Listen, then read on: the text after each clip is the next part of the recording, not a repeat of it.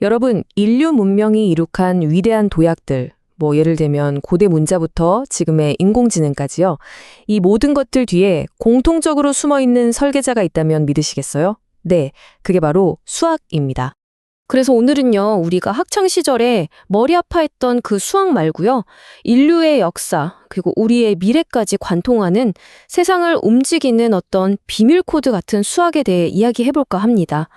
도대체 이 보이지 않는 코드는 뭘까요? 자, 지금부터 그 비밀을 한번 파헤쳐보죠. 자, 그 시작은 바로 실용성이었습니다. 흔히 수학이라고 하면 굉장히 추상적인 학문이라고 생각하잖아요. 그런데 사실은 그게 아니었어요. 수학의 시작은요, 아주 오래전 최초의 민명이 마주했던 생존을 위한 절박함, 바로 그 현실적인 필요에서 태어났습니다. 자, 고대 세계로 한번 가볼까요? 그때 사람들의 가장 큰 고민은 뭐였을까요? 복잡한 이론 같은 게 아니었겠죠. 당장 먹고 사는 문제, 즉 생존과 도직을 어떻게 관리하느냐, 이게 핵심이었습니다. 사회가 점점 커지니까 이걸 체계적으로 관리할 방법이 절실했던 거죠. 초기 수학이 진짜 재밌는 게 뭐냐면요. 이게 그냥 나온 게 아니라 당면한 문제에 대한 솔루션이었다는 거예요. 한번 보세요. 첫 번째, 사회가 복잡해지니까 수확량이 얼마인지, 무역은 어떻게 할지, 세금은 또 어떻게 거둘지 이걸 다 추적해야 하는 문제가 생긴 거죠. 그러니까 메소포타미아 사람들이 기원전 3000년쯤에 뭘 만들었냐? 바로 분수를 사용한 쇠계 문자를 만들어서 경제를 관리하기 시작합니다. 이게 그들의 해결책이었어요. 또 이집트는 어땠을까요? 거긴 매년 나일강이 범람해서 땅 경계가 막 뒤죽박죽이 됐거든요. 그럼 땅을 다시 나눠줘야 하잖아요? 그래서 기하학이 발달한 겁니다. 땅을 정확하게 측량하고 공평하게 재분배하기 위해서요. 그러니까 이건 그냥 책상머리에서 나온 이론이 아니라 사회를 유지하기 위한 정말 필수적인 도구였던 셈이죠. 그런데 말이죠. 인간은 그냥 먹고 사는 문제에만 만족하지 않잖아요. 바로 여기서 인류 역사에 거대한 전환점이 찾아옵니다. 수학의 목적이 단순히 무언가를 하기 위한 도구에서 우리가 사는 이 세상, 이 우주 자체를 이해하기 위한 언어로 진화하기 시작한 겁니다. 그리고 그 위대한 생각의 전환이 일어난 곳이 바로 고대 그리스입니다. 우리가 보고 있는 이곳, 플라톤의 아카데미아는 그냥 학생들 가르치는 학교가 아니었어요. 인류의 지성이 다음 레벨로 점프한 그런 역사적인 장소였던 거죠. 아카데미아 입구에 쓰여 있었다는 이 문구 정말 강렬하지 않나요? 기하학을 모르는 자, 이 문을 들어서지 말라. 와, 이 한 문장이 당시 수학과 기하학이 단순 계산을 넘어서서 철학 그리고 모든 고등사고의 핵심으로 여겨졌다는 걸 아주 명확하게 보여주는 거죠. 네, 바로 이겁니다. 수학의 목적이 완전히 바뀐 거죠. 더 이상 그냥 수를 세는 도구가 아니에요. 이제 수학은 현실 그 자체를 설명하는 하나의 언어가 된 겁니다. 그리고 바로 여기서 수학의 진짜 힘이 폭발합니다. 피타고라스 학파 다들 들어보셨죠? 이 사람들은 세상 모든 것이 완벽한 수의 비율, 그러니까 분수로 이루어져 있다고 믿었어요. 그게 그들의 신념이자 세계관이었죠.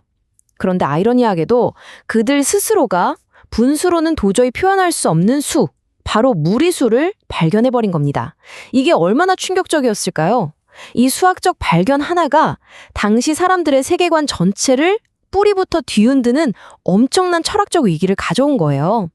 하지만 역설적이게도 바로 그 충격 덕분에 인류의 이해는 훨씬 더 깊은 차원으로 나아갈 수 있었죠. 자, 이제 다음 단계로 넘어가 볼까요? 이렇게 고대 그리스인들이 만들어낸 추상적이고 논리적인 생각의 틀이 과연 어떻게 우리가 살고 있는 이 현대 세계의 청사진이 될 수 있었을까요? 기원전 300년경 한 사람이 나타나서 그때까지 쌓여온 3000년치의 수학 지식을 단 한 권의 책으로 정리합니다. 아마 인류 역사상 가장 영향력 있는 책 중 하나일 텐데요. 네, 바로 유클리드, 그리고 그의 역작 원론입니다.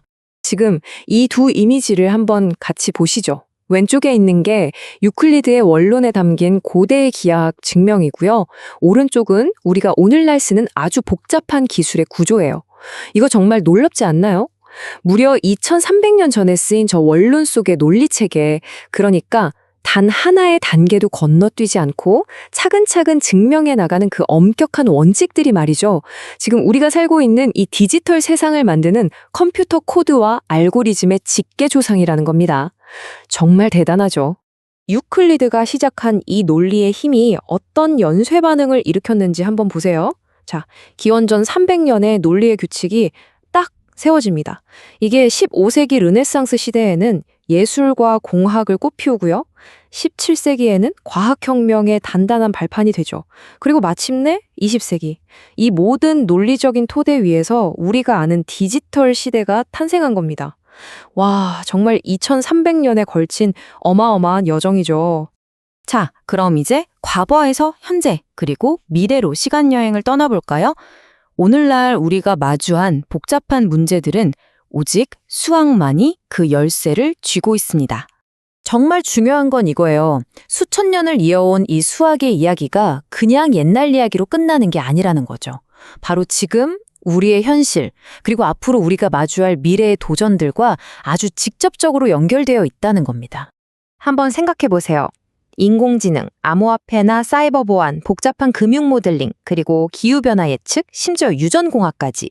이 모든 첨단 분야들의 공통점이 뭘까요? 전부 4차 산업혁명의 핵심 기술들이죠. 그리고 그 심장부에는 바로 수학이라는 언어가 피처럼 흐르고 있습니다. 그러니까 수학은 절대 과거의 유물이 아니에요. 오히려 미래를 만들어가는 가장 강력하고 필수적인 도구인 거죠. 결국 이 모든 이야기를 종합해보면 답은 하나입니다. 아주 먼 옛날 생존을 위해 씨름했던 고대 문명에서부터 복잡한 미래 기술을 설계하는 오늘날에 이르기까지 인류 발전의 여정은 단 한 번도 예외 없이 수학과 함께한 여정이었습니다. 수학이라는 언어는 이처럼 우리의 과거를 써내려왔습니다. 그렇다면 질문은 이겁니다. 우리는 이 강력한 언어로 우리의 미래에 과연 어떤 새로운 이야기를 쓰게 될까요?